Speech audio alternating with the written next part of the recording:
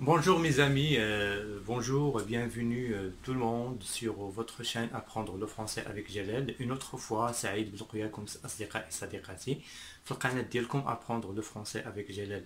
En fait aujourd'hui, كما وعدتكم البارح, on va procéder à l'étude de ce qu'on appelle les figures de style أو jeu المجاز.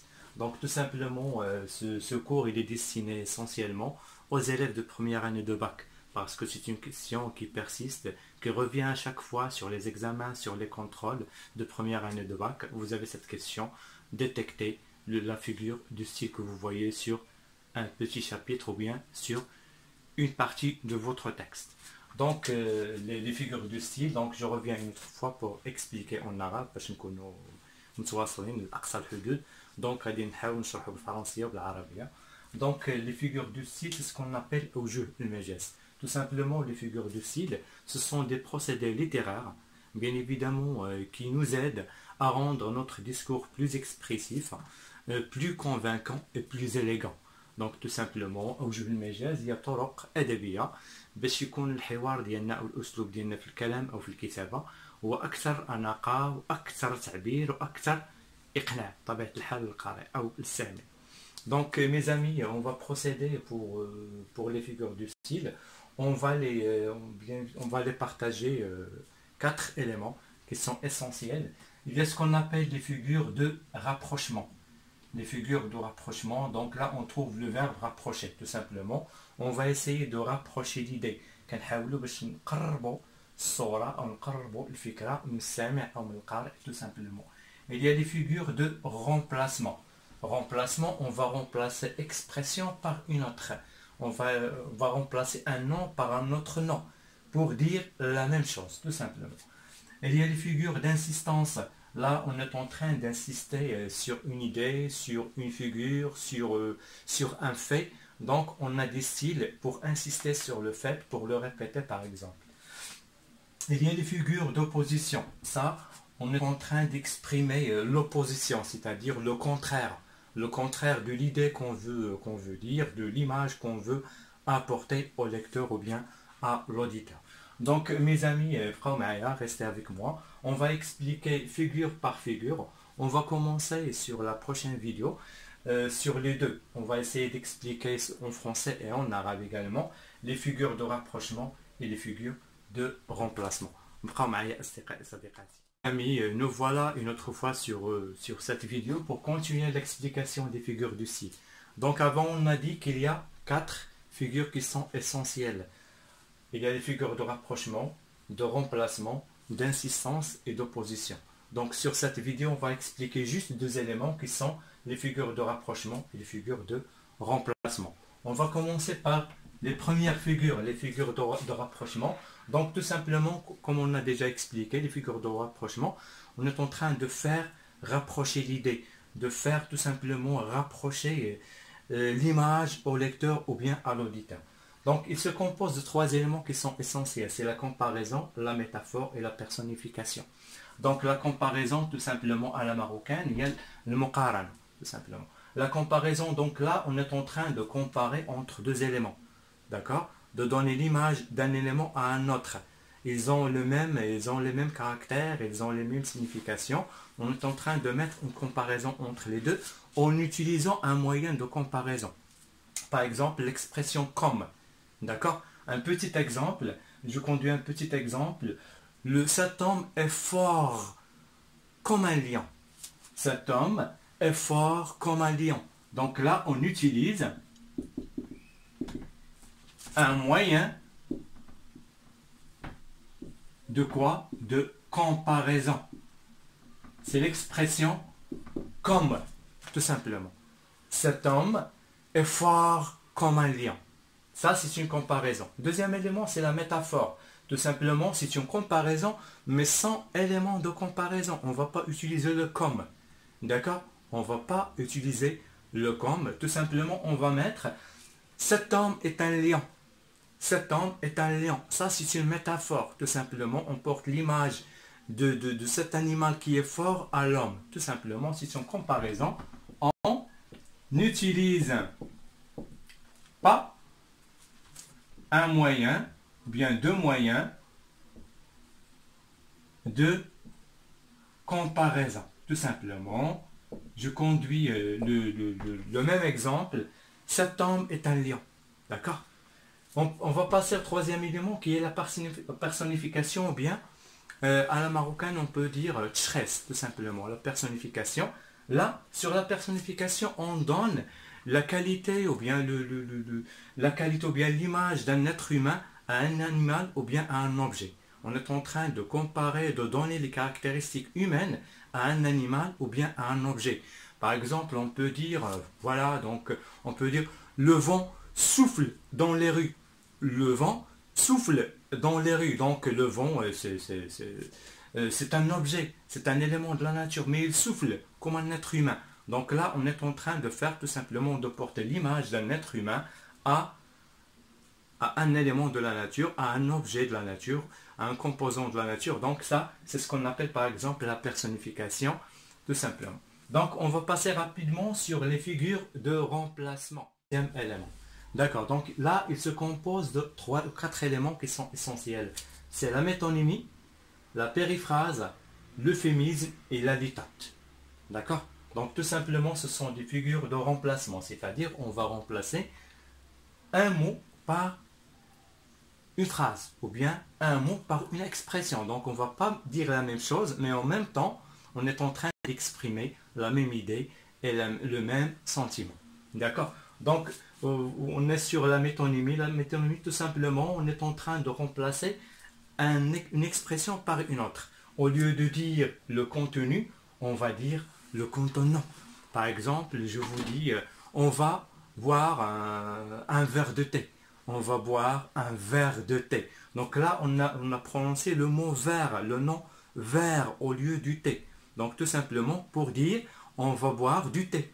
D'accord? Donc au lieu de dire le thé, on va dire le verre de thé. Tout simplement. Pour la périphrase, donc c'est une expression au lieu d'un mot.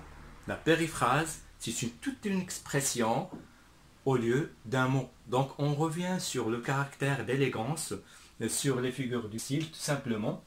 Les figures du style sont là pour servir l'élégance dans notre discours. Tout simplement, au lieu de dire par exemple Marrakech, on va dire la ville rouge. D'accord? Au lieu de dire Paris, on va dire la ville des Lumières. Tout simplement. Donc c'est une expression à la place d'un mot, tout simplement. Pour l'euphémisme, c'est différent. Tout simplement, on est toujours en train de rendre notre discours plus élégant, notre style plus élégant. Donc là, l'euphémisme, tout simplement, on va dire une expression à la place de tout un mot qui n'est pas très élégant, qui n'est pas très bien placé. Tout simplement, par exemple, au lieu de dire il est vieux, hein, cette personne est vieille, on va dire il n'est pas jeune. Quand même, il n'est pas jeune. Au lieu de dire que c'est une vieille personne, on va dire il n'est pas jeune, tout simplement pour être plus élégant et l'expression plus acceptée à l'auditeur. D'accord. On revient sur l'élément de la litote. La litote, c'est plutôt une manière qui est négative. D'accord? Il porte un petit peu de négativité, tout simplement. Donc voilà, par exemple, au lieu de dire qu'il est rusé, il est intelligent, hein, on va dire il n'est pas assez stupide. Tout simplement pour dire qu'il est intelligent, on va dire il n'est pas assez stupide. Au lieu de dire il est riche, on va dire il n'est pas assez pauvre pour ne pas le payer. On va dire par exemple, voilà, pour dire qu'il est fort, on va dire il n'est pas tellement faible pour ne pas le faire, tout simplement. Donc la litote, c'est une manière d'exprimer une négativité. Donc restez avec moi mes amis, on va passer tout simplement aux autres éléments qui sont les figures d'insistance et les figures d'opposition. Je reviens vers vous. Amis, on est arrivé sur le troisième élément, ce sont les figures d'insistance. Les figures d'insistance, ce sont l'anaphrase, l'hyperbole, la gradation et l'énumération. Tout simplement l'insistance, tout simplement pour insister sur une idée, sur une expression, sur une image qu'on veut véhiculer à un lecteur ou bien à un auditeur, tout simplement. Donc on va sur l'anaphrase. L'anaphrase, tout simplement, c'est une répétition. D'accord? On répète le même mot pour indiquer, pour insister sur ce mot, sur cette idée, sur ce sentiment. Comme exemple, on va dire à une personne, voilà, c'est le champion des champions. D'accord? Donc il suffit de dire c'est un champion. Mais pour insister, on va répéter le même mot, on va dire voilà, c'est le champion des champions, tout simplement. Pour l'hyperbole, tout simplement, c'est une exagération. On est en train d'exagérer soit un effet, soit un sentiment, tout ce que vous voulez. Donc l'hyperbole, tout simplement, on va faire gonfler, on va faire grandir une image, tout simplement. Comme exemple, il est mort de rire. Il est mort de rire. Donc il suffit de dire il s'éclate de rire, voilà, il rit trop trop fort, il est en train de rire avec un éclat, mais on va dire il meurt de rire. Il a mort de rire. Donc c'est une exagération qui est flagrante. D'accord. Donc on arrive à la graduation, la gradation. La gradation, tout simplement, c'est le fait d'aller de plus en plus fort dans les expressions. D'accord? On dit par exemple à quelqu'un, allez va, cours, vole. Donc tout simplement, on est en train de partir de plus en plus fort sur les expressions pour indiquer la même chose, mais tout simplement pour faire véhiculer une idée d'insistance, tout simplement. Il y a l'autre élément, c'est l'énumération. L'énumération, tout simplement, on va dicter. D'accord? On est en train de dicter les éléments. Je vous donne un petit exemple. Voilà, donc cette personne-là, elle a tout perdu. Sa santé, sa réputation, son argent, son travail, sa maison. Donc tout simplement, il suffit de dire, par exemple, il a tout perdu. D'accord? Mais on va, pour insister, on va dicter les éléments après l'autre, tout simplement. Donc mes amis, on est arrivé aux figures d'opposition. C'est très très simple. On va expliquer élément par élément. D'accord? Donc en fait, sur les figures d'opposition, l'opposition tout simplement, c'est le contraire. On est en train de dire le contraire. D'accord? Tout simplement. Donc il y a trois éléments, ce sont l'oxymore, l'antithèse et l'antiphrase. L'oxymore, l'antithèse et l'antiphrase. Donc vous pouvez remarquer le mot anti qui veut dire le contraire tout simplement. Donc pour l'oxymore, ce sont deux mots de sens contraire. On va utiliser deux mots dans la même phrase, deux mots de sens contraire pour indiquer la même chose. On va dire par exemple, il est d'une obscure clarté. Il est d'une obscure clarté. L'obscurité, bien évidemment, c'est tout simplement, c'est de l'âme, l'obscurité. Il est d'une obscure clarté. D'accord? On est en train de mettre l'obscurité à côté de la clarté. D'accord? D'éclairage. Donc il est d'une obscure clarté pour indiquer le contraire tout simplement. Il y a l'antithèse. L'antithèse, tout simplement, ce sont des expressions de sens contraire. Là, on a deux mots, mais là, on a deux expressions de sens contraire. Donc, on a tout simplement la même phrase, mais il est partagé en deux parties. Il y a deux segments de phrase, tout simplement. Sur la première ligne, le premier segment, on va mettre une idée, sur le deuxième, une autre idée. D'accord? Mais tout simplement pour indiquer la même chose. Par exemple, on peut dire à quelqu'un, voilà, toi qui pleures avec les perdants et qui rit avec les gagnants. Donc c'est la même phrase, mais nous sommes en train de dire deux expressions qui sont contraires. D'accord? Toi qui pleures avec les perdants et qui rit avec les gagnants, tout simplement. On va passer à l'antiphrase. L'antiphrase, c'est-à-dire c'est la phrase contraire. On est en train d'indiquer, de dire le contraire, tout simplement, c'est l'antiphrase, c'est la phrase contraire. Par exemple, on va dire le contraire de ce qu'on veut dire. On va dire le contraire de ce qu'on veut dire. Par exemple, quelqu'un qui est perdant. On va parler à quelqu'un qui est perdant, on va dire, voilà, oh, vous êtes le champion des champions. Et pourtant, il a perdu. Donc, on est en train de dire le contraire. On va dire, voilà, vous êtes le roi des rois. Vous êtes le riche des riches. Alors que le mec, il est très, très, très pauvre. Donc, tout simplement, on va dire l'antiphrase, la phrase contraire, tout simplement. Donc, mes amis, on est arrivé à la fin de l'explication des figures de style. Donc, أصدقائي et صديقاتي, وصلنا للنهاية ديال la vidéo pour vous expliquer les figures de style. J'espère كنتمنى نكون شرحت لكم les figures de style بواحد الطريقة اللي هي مبسطة للغاية. Tout simplement, هذا le cours هذا il est destiné aux élèves de première année de bac.